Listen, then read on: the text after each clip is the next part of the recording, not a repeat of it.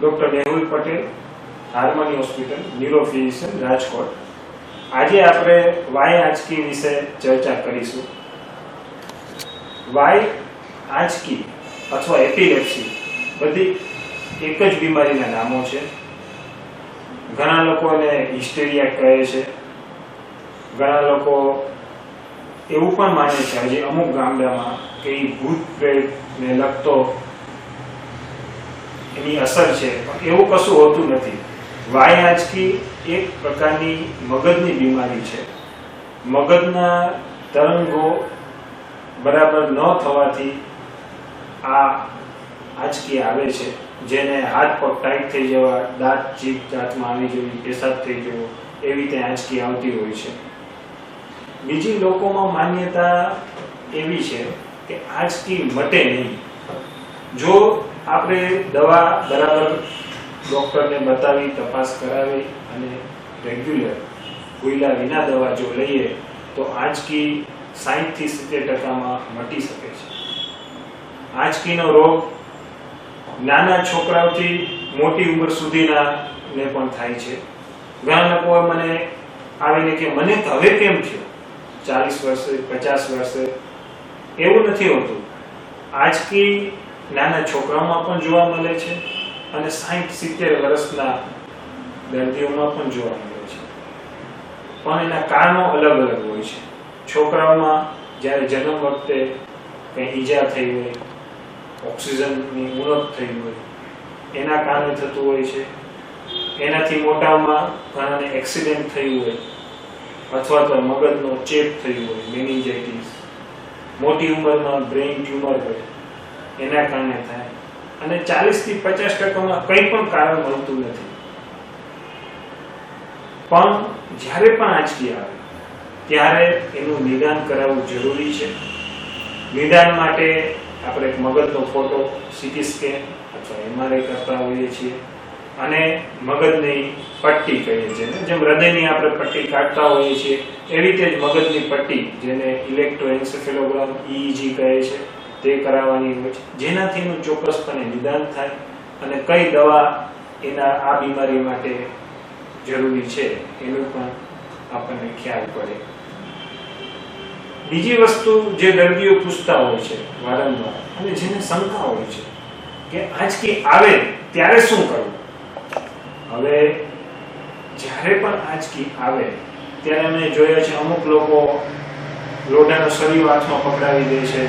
ઘણા લોકો મોઢામાં જીભ ન કપાય એટલે ચમચી નાખે અથવા તો પોતાનો હાથ પણ નાખે અને જે કપાઈ ગયેલો છે. આ બધી વસ્તુ કરવી નહીં. જ્યારે પણ આંચકી આવે દર્દીને ત્યારે એને સુવડાવી દેવા, કપડા થોડા ઢીલા કરી દેવા અને જો એવું લાગે કે જીભ કપાઈ જશે તો કપડાથી જીભને અંદર ધક્કો મારવો. અને આંચકી આવે ત્યારે થોડી વાર રહેશે, પછી એની મેં 30 મિનિટ કે 30 સેકન્ડ કે 1 મિનિટમાં બંધ થઈ જશે. જો એ 5 મિનિટ કરતા વધારે ચાલે તો તરત જ નજીકની હોસ્પિટલે પહોંચવું પડે. અને એક વખત આંચકી આવ્યા પછી પણ દર્દીને હોસ્પિટલે એક વખત બતાવી દેવું જોઈએ. અમુક પ્રકારના દવા આવતી હોય છે જે ઘરે તમે ઉપયોગ કરી શકો આંચકી વખતે. જે સ્પ્રે જેવું હોય છે, આપણે નાકમાં સ્પ્રે નાખવાના હોય છે, જે ઇન્જેક્શન જેવું કામ કરે. અને જો તમે ને આંચકી પહેલેથી આવતી હોય, ઘણા વર્ષોથી આવતી હોય તો તમે તે ઘરે પણ વસાવી શકો છો. અને જે જ્યારે આંચકી આવે ત્યારે નાકમાં 2 સ્પ્રે કરવાના રહે છે, જે ઇન્જેક્શન જેવું તમને દર્દીમાં કામ કરશે. બીજો પ્રશ્ન આવતો હોય છે કે આંચકીમાં દવાથી સારું નથી થતું તો શું ઓપરેશન કરાવીએ. પણ ઓપરેશન બધા દર્દીમાં શક્ય નથી. અમુક પ્રકારની આંચકી જેમાં મગજમાં અમુક ભાગમાં ડેમેજ હોય એમાં જ ઓપરેશન શક્ય બની શકે છે અને એમાં જ એના રિઝલ્ટ સારા આવતા હોય છે. બધી આંચકીમાં ઓપરેશન શક્ય નથી. દવા આંચકીની મૂળભૂત ટ્રીટમેન્ટ છે. જો તમે દવા નિયમિત અને ડોક્ટરના માર્ગદર્શન મુજબ લેશો તો તમારી આંચકી અચૂક કંટ્રોલમાં આવશે અને 50%માં મટી પણ જશે. બીજા દર્દીઓ ગર્ભવતી સ્ત્રીઓ જ્યારે આંચકી, જેને ગર્ભવતી સ્ત્રીઓ જ્યારે આંચકી હોય છે ત્યારે એના પ્રશ્નો અલગ હોય છે. હંમેશા જે આંચકીનું દર્દી છે એમણે પ્રેગ્નન્સી પહેલા ડોક્ટરને કઈ અને અમુક પ્રકારની દવાઓ ચાલુ કરવાની હોય છે અથવા તો દવામાં આંચકીની દવામાં ફેરફાર કરવાનો હોય છે જેને કારણે એના બાળકમાં કંઈ નુકસાન ન થાય. અને પ્રેગ્નન્સી થયા પછી પણ દવાના ડોઝમાં ફેરફાર કરવો પડે છે કારણ કે પ્રેગ્નન્સી સાથે એનું વજન વધે છે, દવાનો માત્રામાં ફેરફાર કરવો પડે છે. અને જે પણ ગાયનેકોલોજીસ્ટ ડોક્ટરની અંદરના ટ્રીટમેન્ટમાં હોય એમની સાથે પણ ન્યુરોફિઝિશિયન વાત કરી અને ડિલિવરી વખતે કેમ આંચકી ન આવે અને બીજું કંઈ નુકસાન ન થાય બાળકને અને માતાને તેનું પણ ધ્યાન રાખવું જોઈએ.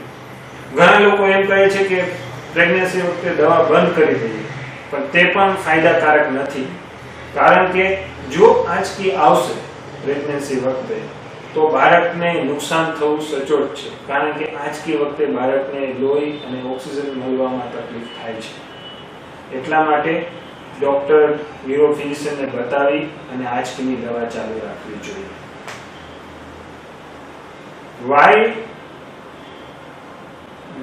આંચકીના દર્દીઓ પોતાનું ઘણી જગ્યાએ પોતાનું એક સોશિયલ નેટવર્ક બનાવતા હોય છે. ઘણાને અલગ અલગ પ્રશ્નો હોય અને તે પોતાની રીતે સોલ્યુશન મેળવતા હોય. એના માટે ઘણી વેબસાઇટ પણ અવેલેબલ છે. અને બીજા વસ્તુ થાય છે જ્યારે કોઈ અપરિણીત સ્ત્રીને આંચકી આવે છે ત્યારે લોકોને ઘણી ગેરસમજ ઊભી થતી હોય છે કે આંચકી એટલે તો ગંભીર રોગ, આમની સાથે તો લગ્ન ન કરી શકાય. એ બધી વસ્તુ ખોટી છે. ઉંમર 2-3 વર્ષમાં આંચકી કંટ્રોલ થાય છે અને મટી પણ જાય છે અને એમના લગ્ન જીવનમાં પણ કંઈ અસર થતું નથી અને તે લોકો પણ બધા નોર્મલ માણસોની જેમ જ જીવન ગાળી શકે છે.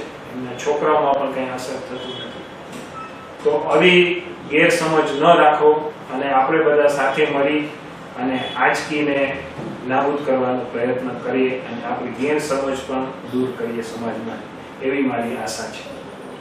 ધન્યવાદ.